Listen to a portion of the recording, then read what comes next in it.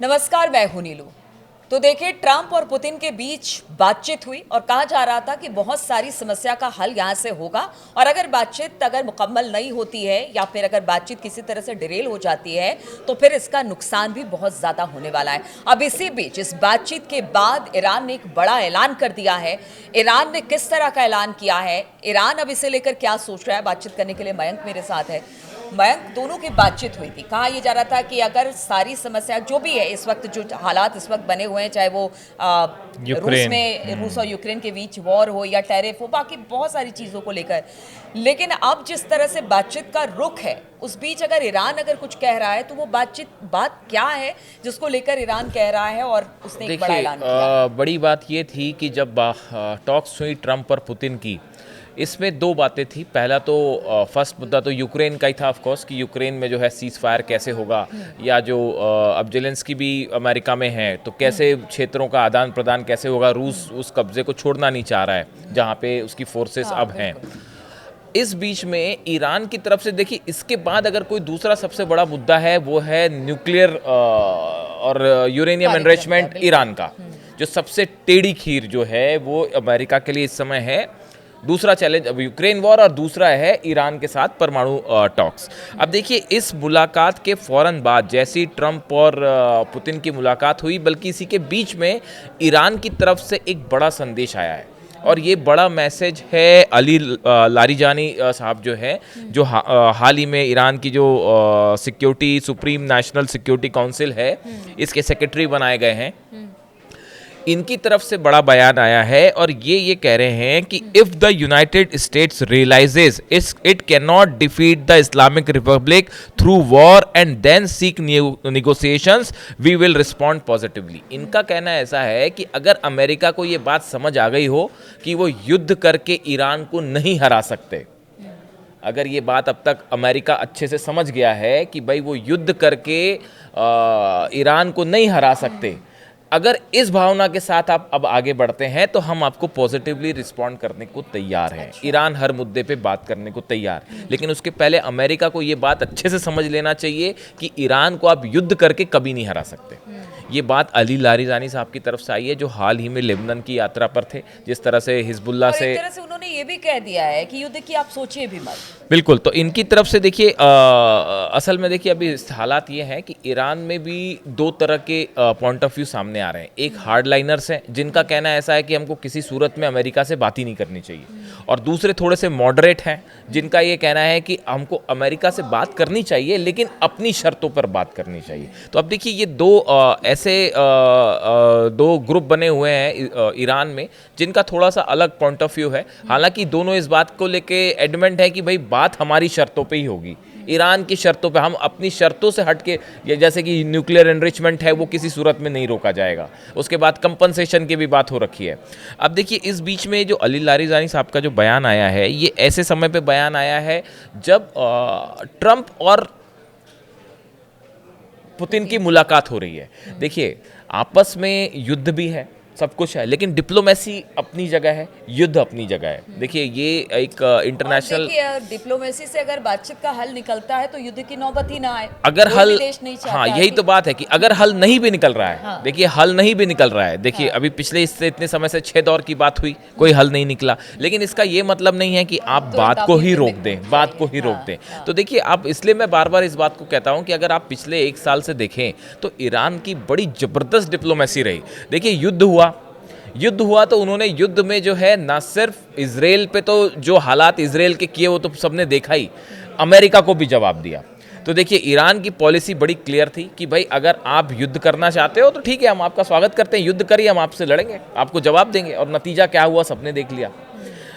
अब जब बात डिप्लोमेसी की आई, अगर पुतिन जाके ट्रंप से वहां जाके मुलाकात कर सकते हैं तो ऐसे हालात में निश्चित रूप से रूस और ईरान के बीच में भी बात हुई और ये भी तय किया गया कि अगर बातचीत शुरू करने से ईरान को कोई फ़ायदा मिलता है, अगर सैंक्शंस जो लग रहे हैं अमेरिका की तरफ से, यूरोपियन देशों की तरफ से, जो E3 कंट्रीज़ जो हैं, ब्रिटेन, जर्मनी और फ्रांस, इन्होंने जो कह रखा है कि भाई हम स्नैप बैक सैंक्शंस फिर से लगा देंगे अगर अगस्त के अंत तक आपने बातचीत शुरू नहीं की तो ऐसे में एक डिप्लोमेसी का तकाजा ये भी कहता है कि बातचीत भी करिए बातचीत भी करिए, अगर युद्ध वाले हालात बनते हैं तो आप युद्ध का जवाब युद्ध से दीजिए, और अगर बातचीत करने से आपके अगर इस बात को लेकर यूरोप रेडी है या अमेरिका रेडी है कि हम आपके सैंक्शंस कम करेंगे, तो बातचीत करने में भी कोई नुकसान नहीं है, ऐसा एक बड़े ग्रुप का सोचना है।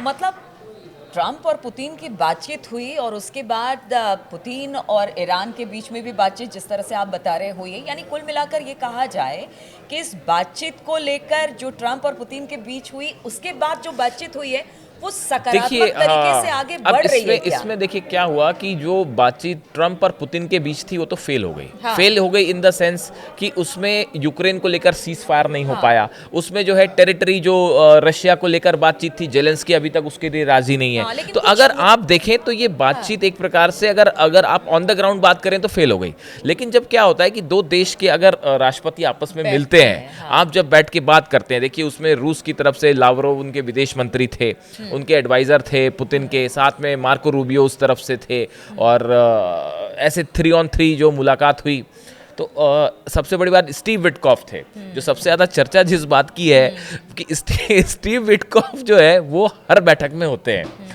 अमेरिका के रक्षा मंत्री नहीं हुए उस बैठक में शामिल, इसको लेके बड़े जो है बड़ा नोटिसेबल था ये कि अमेरिका के रक्षा मंत्री हेस्गेट जो थे वो उस बैठक में शामिल नहीं थे, लेकिन स्टीव विटकॉफ जो है उसमें शामिल है। अभी स्टीव विटकॉफ कौन है? स्टीव विटकॉफ वो शख्स हैं जो इजराइल के मामले पे भी बीच में होते हैं, जो ईरान के मामले में बीच में होते हैं, जो सीरिया के मामले में बीच में होते हैं, और अब रूस के साथ भी नेगोशिएशन कर रहे हैं। तो Steve Witkoff is interesting personality. तो अब देखिए इस पूरे मैटर में मामला ये है कि ऐसा माना जा रहा है कि भले ट्रंप और पुतिन की टॉक्स फेल हुई, लेकिन चूंकि दोनों डेलीगेशंस आमने सामने 1 to 1 थे, तो ऐसी सूरत में थोड़ा सा वॉर को लेके टेंशन थोड़ी सी कम होना स्वाभाविक है। जब आप किसी से मिलते हैं, बात करते हैं, तो एक तरह से कह लीजिए यहाँ से रास्ता खुला है। तो देखिए अब सवाल ये है कि ईरान के लिए अभी बड़ी चुनौती ये नहीं है कि युद्ध की तैयारी तो ईरान ने कर रखी है, लेकिन ईरान के सामने जो बड़ी चुनौती वो ये है कि उसके ऊपर जो लगे सैंक्शंस हैं उसको फटाफट खत्म किया जाए।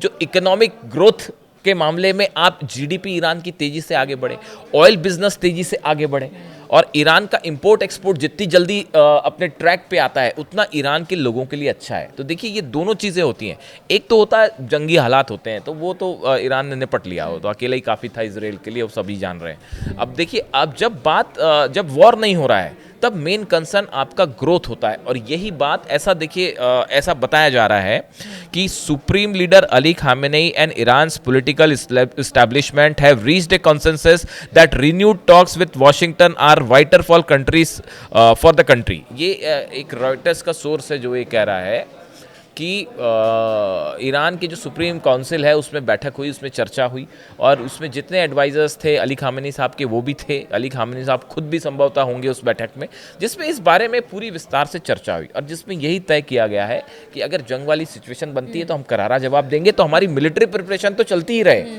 लेकिन अगर टॉक्स के लिए अमेरिका हमारी शर्तें मानने को तैयार है तो हम बातचीत भी कर सकते हैं, हम सैंक्शंस को कम करने की भी कोशिश करें, ईरान के इकोनॉमिक डेवलपमेंट की भी कोशिश करें। लेकिन ये भी तो बात है, घूम फिर कर बात वहीं आ जाती है अपनी अपनी शर्तों की। अमेरिका अपनी शर्त लगा रहा है, ईरान देखिए आप हाँ ये अच्छा सवाल है आपका कि भाई हाँ कि शर्तें अगर पूरी नहीं होगी तो क्या होगा।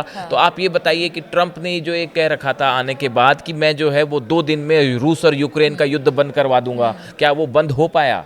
आपने आके कहा मैं ईरान के न्यूक्लियर प्रोग्राम को पूरी तरह से ख़त्म कर दूंगा, क्या वो ख़त्म हो पाया? आपने कहा मैं गाज़ा में जो हालात हैं उनको सीज फायर करके उनको बेहतर करवा दूंगा, क्या वो बेहतर हो पाए? नहीं हो पाए। सीरिया को लेकर आपने कहा कि वहाँ पूरी तरह से शांति होगी, क्या सीरिया को लेकर शांति हो पा रही है? वो नहीं हो पा रही है। नॉर्थ कोरिया का जो प्रोग्राम है वो और तेज हो गया है हमले के बाद। तो देखिए ये ट्रंप एडमिनिस्ट्रेशन के लिए भी एक बड़ा सवाल होता है कि भाई आपकी इंटरनेशनल इमेज जो नोबेल पीस प्राइज की कोशिश है, तो ऐसे सिचुएशन में देखिए ऐसे सिचुएशन में हाँ अगर सुन नहीं रहे, लेकिन उसका नतीजा क्या है? आप युद्ध करके तो हरा नहीं सकते। यही लारीजानी साहब भी कह रहे हैं कि भैया आप अगर इस बात को समझ गए होंगे अब तक, पूरी दुनिया तो समझ गई कि ईरान पे हमला करके आप सोचते हो कि ईरान को हरा दोगे, तो ऐसा नहीं होने जा रहा। तो जब आप युद्ध करके नहीं हरा पाए तो आपके पास दूसरा रास्ता क्या है? आपको निगोशिएट ही करना पड़ेगा, बातचीत करनी पड़ेगी। और ये जो यूरेनियम एनरिचमेंट वाली बात है, जो बार बार ईरान कह रहा है कि भाई हम यूरेनियम एनरिचमेंट का अपना अधिकार नहीं छोड़ेंगे, हमारे इतने सारे साइंटिस्ट हैं, अब तो उनकी शहादत भी हो चुकी है, तो हम इस प्रोग्राम को नहीं रोकेंगे। और जितने उनके 50 नए साइंटिस्ट हैं, और तो सबके सब अंडरग्राउंड है, अब आप उनको निशाना भी नहीं बना पाओगे। ईरान के जितने न्यूक्लियर साइंटिस्ट हैं जो ईरान के न्यूक्लियर प्रोग्राम पे काम कर रहे हैं, वो अब कहाँ हैं वो किसी को नहीं पता। वो खोजते रहिए आप, वो आपको मिलेंगे नहीं, तो प्रोग्राम तो चलता ही रहेगा। तो इन हालात में ज़रूरी ये है कि कुछ शर्तें, हो सकता है अमेरिका भी एक स्टेप डाउन करे। अगर आप कंटिन्यूसली अपना प्रेशर बना के रखते हैं, और खासकर पुतिन से भी अब चर्चाएं चल रही हैं, तो आप ईरान कैसे अपना न्यूक्लियर एनरिचमेंट जारी रखे और कैसे आप अपनी एक समझौता हो पाए, तो ये बात को समझने की ज़रूरत है। यही ईरान कह रहा है कि आप अगर सोचते हैं कि जंग करके हमको हरा देंगे, तो वो संभव नहीं है। तो देखिए, कुल मिलाकर बात यहीं पर आती है और बार बार बात यहीं आकर अटकती है कि देखिए, युद्ध कोई भी समस्या का हल नहीं है।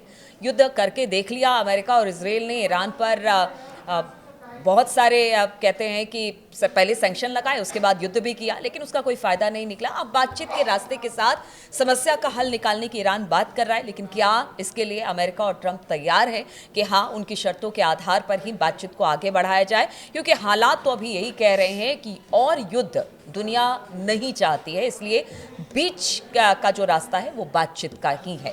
चलिए, इस चर्चा में शामिल होने के लिए आप सभी का बहुत बहुत शुक्रिया। आगे भी हम तमाम इसी तरह से मसले लेकर आते रहेंगे, और आप भी अगर कोई चर्चा चाहते हैं किसी भी मसले पर तो ज़रूर हमें बताइए। फिलहाल बहुत बहुत शुक्रिया हमारे साथ जुड़ने के लिए।